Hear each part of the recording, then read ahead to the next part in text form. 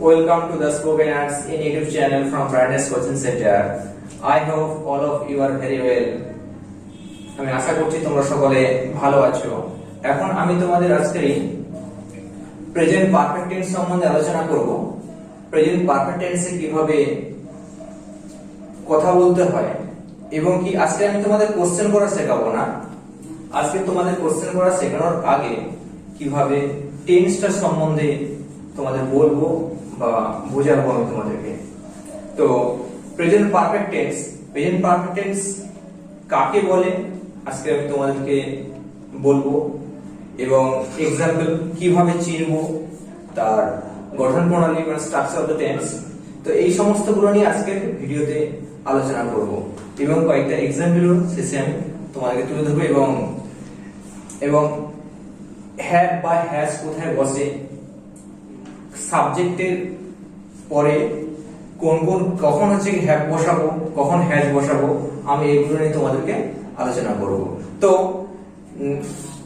শুরু করার আগে তোমরা অবশ্যই অ্যাটেন্টিভ হবে, মনোযোগী হও।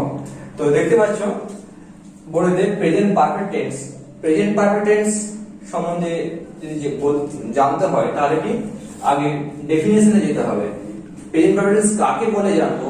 তো ডেফিনিশনে হচ্ছে দেখতে পাচ্ছ কোনো কাজ এইমাত্র সম্পন্ন হয়েছে বা শেষ হয়েছে কিন্তু কাজটির ফল বা প্রতিক্রিয়া বর্তমানে বা এখনো আছে, এইরূপ বোঝালে তাকে প্রেজেন্ট পারফেক্ট টেন্স বলে। মানে হচ্ছে কি কোনো কাজ এইমাত্র শেষ হয়েছে বা সম্পন্ন হয়েছে, এইমাত্র শেষ হয়েছে বা সম্পন্ন হয়েছে কিন্তু কাজটার ফল বা প্রতিক্রিয়া বর্তমানে এখনো আছে, সেটা হচ্ছে কি প্রেজেন্ট পারফেক্ট টেন্স। তাহলে এইমাত্র শেষ হয়েছে বলতে কি এক্সাম্পল দিকে গেলে আমরা জানতে পারবো আমি পড়া শেষ করেছি, মানে কি আমি এইমাত্র পড়া শেষ করেছি।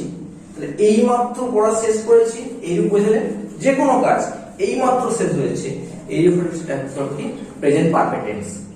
তো প্রেজেন্ট পারফেক্ট টেন্সে এইমাত্র পড়া শেষ করেছি এটাকে বাংলা থেকে ইংলিশে যদি ট্রান্সলেট করা হয় তখন আমরা কি বুঝতে পারবো বা দেখবো কি I have finished my study, আমি আমার পড়া শেষ করেছি, মানে এইমাত্র শেষ করেছি। তো এটা প্রেজেন্ট পারফেক্ট টেন্সে বাংলা সেন্টেন্স থেকে বাংলা বাক্য থেকে ইংলিশে ট্রান্সফার করা হচ্ছে। তো এটা প্রেজেন্ট পারফেক্ট টেন্স যে আমরা কিভাবে জানবো, তাহলে যদি আমরা বাংলা বাক্য দিয়ে যদি ইউজ করি, বাংলা বাক্য দিয়ে যদি আমরা ব্যবহার করি তখন আমরা হচ্ছে কিভাবে বাংলা বাক্য বা চিহ্নের উপর কি দেখতে পাবো।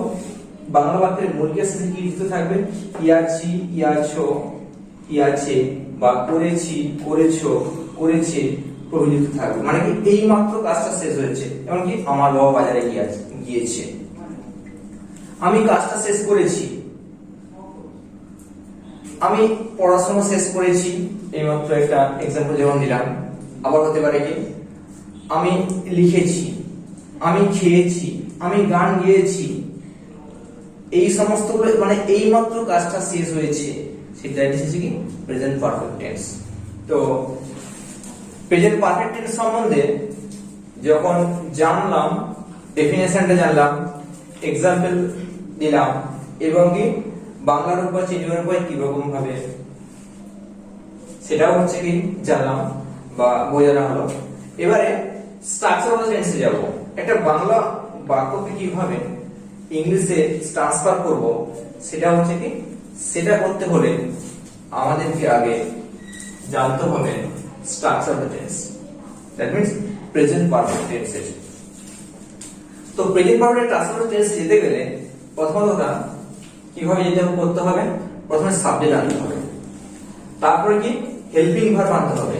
হেল্পিং ভার্ব কি কি হ্যাভ বা has, helping verb according to subject means কর্তা অনুযায়ী সাহায্যকারী কি হবে কি হ্যাভ বা হ্যাজ। তার হচ্ছে কি মূল ভার্বের থার্ড ফর্ম বা তৃতীয় রূপ যেটা বলা হচ্ছে কি, যেমন ডু, ডিড, ডান, ডানটা ভার্বের থার্ড ফর্ম, গো, উইন্ড, গন, গনটা ভার্বের থার্ড ফর্ম, কাম, কেম, কাম, কামটা ভার্বের third form, read, red, red আমরা যেটা পড়েছি, রেডটা ভার্বের থার্ড ফর্ম। তো এইরকম হচ্ছে কি সেই ভার্বের থার্ড ফর্ম বসাতে হবে, তারপর কি অবজেক্ট থাকবে, তারপর আদার্স থাকবে। তো একটা বাংলা বাক্যকে যখন আমি ইংলিশে ট্রান্সলেট করব তখন কি করব যে স্ট্রাকচার অফ দ্য টেন্সে যেতে হবে। স্ট্রাকচারাল টেন্সে কোন টেন্সে? Present perfect tense. Present perfect টেন্সে বাংলা বাক্যকে ইংলিশে ট্রান্সফার করতে হলে প্রেজেন্ট পারফেক্ট টেন্সে এই গঠন হলে যেতে হবে, গিয়ে হচ্ছে কি তারপরে ট্রান্সলেট করতে হবে। তো স্ট্রাকচারাল টেন্সে যেতে হলে এখানে যে বলা হয়েছে না, হেল্পিং ভার্ব হ্যাভ বা হ্যাজ অ্যাকর্ডিং টু সাবজেক্ট, কর্তা মানে সাহায্য ক্রিয়া। এই কি আমরা একবারে জানবো হ্যাভ কোথায় বসে, হ্যাজ কোথায় বসে। তো হ্যাভ হ্যাজ কোথায় কোথায় বসে? আমরা হ্যাভ হ্যাজ যখনই হচ্ছে বসাতে যাব, হ্যাভ হ্যাজ যখন আমরা, তো স্ট্রাকচারাল টেন্সে দেখতে পাচ্ছ সাবজেক্টের পরে হেল্পিং ভার্ব যেমন হ্যাভ বা হ্যাজ অ্যাকর্ডিং টু সাবজেক্ট আছে। তো সাবজেক্টের পরে হ্যাভ কোথায় বসবে, হ্যাজ কোথায় বসবে আমরা যদি জানতে হয় বা যদি জানতে চাই, তখন হচ্ছে কি প্রথম কথা পার্সনে যেতে হবে। পার্সন হচ্ছে কি first person, second person, third person. First person কি কি আমরা আমি তোমাদেরকে বিগত ভিডিওগুলোতে দেখিয়েছি। ফার্স্ট পার্সন কি কি, সেকেন্ড পার্সন কি কি, থার্ড পার্সন কি কি। তো ফার্স্ট পার্সন হচ্ছে কি আমি, আমরা ফার্স্ট পার্সন মানে আই হচ্ছে আই সিঙ্গুলার নাম্বার, এর পুরো number we, you singular number, ইউটা সিঙ্গুলার নাম্বার, পুরো নাম্বার হচ্ছে ইউ, আর কি হি সি দে, বাকি যা আছে সবকিছু হচ্ছে কি থার্ড পার্সন। তো এখানে আই এর পর সবসময় হচ্ছে কি ভার্ব কি বসে, প্রেজেন্ট পারফেক্ট টেন্সে হ্যাভ। উই এর পরে হচ্ছে কি বসবে, হ্যাভ বসবে। তাহলে ফার্স্ট পার্সনে আই এর ক্ষেত্রে আর উই এর ক্ষেত্রে কি বসে, হ্যাভ বসছে। সেকেন্ড পার্সনে কি বসবে, হ্যাভ বসবে। আর second person you, second person এর ইউ পুরো নাম্বার যে ইউ হচ্ছে এই ক্ষেত্রে হচ্ছে হ্যাভ বসবে। তুমি মানে তুমি, ইউ মানে তুমি হয়, ইউ মানে তোমরাও হয়, সেই ক্ষেত্রে এখানে বসাবো হ্যাভ। তাহলে সেকেন্ড পার্সনেও হ্যাভ বসছে। থার্ড পার্সনে কোথায় কোথায় হ্যাভ বসবে? থার্ড পার্সন পুরো নাম্বারের ক্ষেত্রে হ্যাভ বসানো হবে, আর সিঙ্গুলার নাম্বারের ক্ষেত্রে হ্যাজ বসবে। পৃথিবীতে যত কিছু আছে থার্ড পার্সন সিঙ্গুলার নাম্বার সবার ক্ষেত্রে হ্যাজ বসাবো, আর বাকি থার্ড পার্সন পুরো নাম্বারের ক্ষেত্রে আমরা কি হ্যাভ বসাবো। তো হি অথবা সি এর পরে কি বসবে, হ্যাজ বসবে।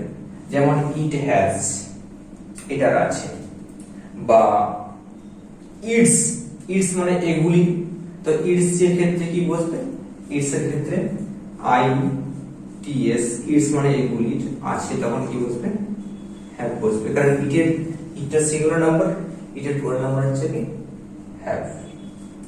তো এবার তোমরা বুঝতে পারছো, তাহলে সব সময় যখনই তোমরা হ্যাভ বা হ্যাজ কোথায় বসবে সেদিক থেকে যদি জানতে হয়, তাহলে হচ্ছে কি সবসময় হচ্ছে কি পার্সন দিকে চলে যাবে।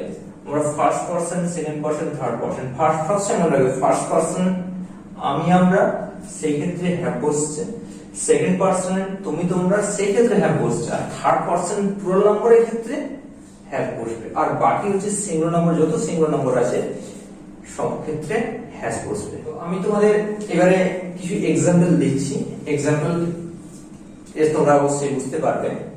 তো বুঝিয়েছি, আরেকবার এক্সাম্পল দিয়ে তোমাদের দেখাচ্ছি। এক্সাম্পল 1 এ যদি আমরা বাংলা বাক্য নিয়ে আসি, যেমন যেভাবে আমি একটি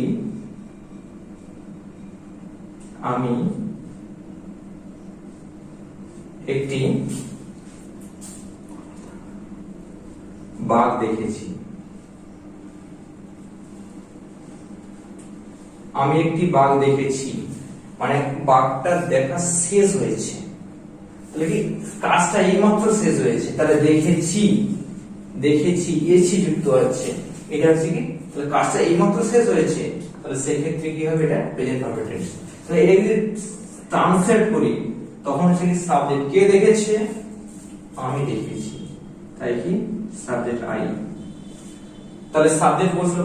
হেল্পিং ভার্ব বলছে কি হ্যাভ বা হ্যাজ অ্যাকর্ডিং টু সাবজেক্ট। তোমাদের দেখিয়েছি হ্যাভ কোথায় বসে, হ্যাজ কোথায় বসে দেখানো হয়েছে। তাহলে আই এর পরে ভার্বের থার্ড পারসন নয়, এটা হচ্ছে ফার্স্ট পারসন। তাহলে ফার্স্ট পারসন হচ্ছে এখানে কি বুঝবে, আই হ্যাভ বসানো হলো। 3 নম্বর নিয়ম কি আছে, third form of main verb, main ভার্বের থার্ড ফর্ম। তাহলে দেখাটা হচ্ছে কি ভার্ব, তো দেখাটা ভার্ব। তো এই যে দেখা ইংলিশ কি সি, সি এর থার্ড ফর্ম কি বসবে, সি সো সিন, আমি দেখেছি, কি দেখেছি?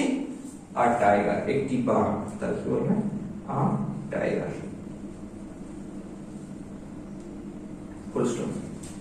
যদি বলা হয় যে সে একটি বাঘ দেখেছে, তখন কি বলবো?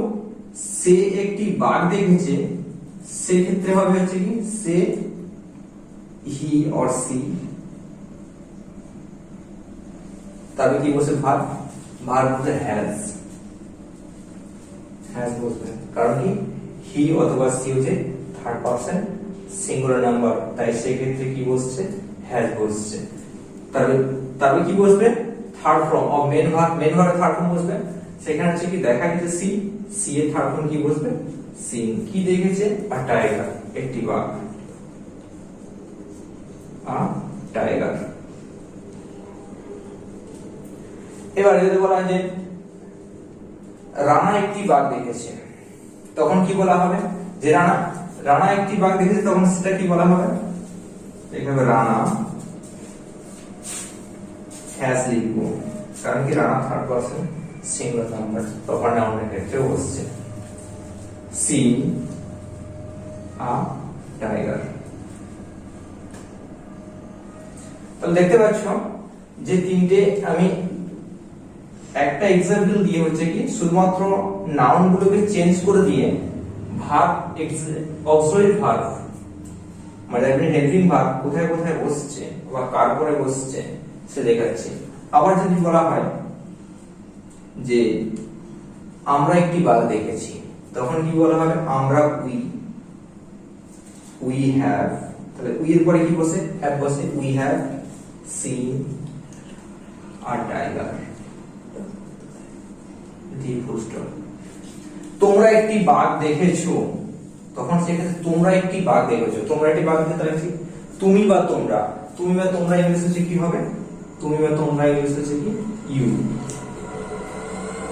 You have seen a tiger.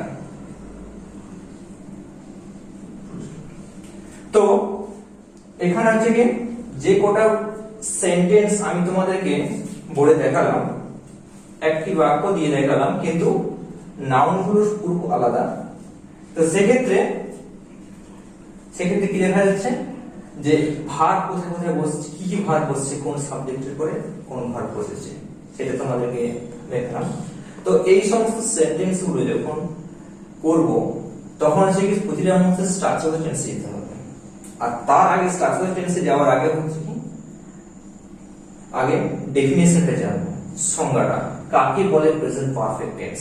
তো প্রেজেন্ট পারফেক্ট টেন্স কাকে বলে সেটা জানার পরেই হচ্ছে আমরা বাংলা রূপে যাব, তারপরে স্ট্রাকচারাল টেন্সে যাব, এক্সাম্পলে যাব।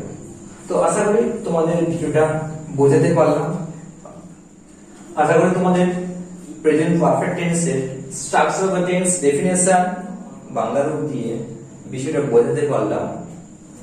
তো তোমরা বিষয়টা বুঝতে পেরেছো।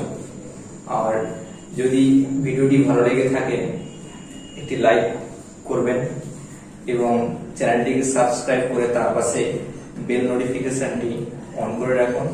আর ভিডিওটি বন্ধুদেরকে শেয়ার করতে ভুলবেন না। ভালো থাকবেন। Thank you.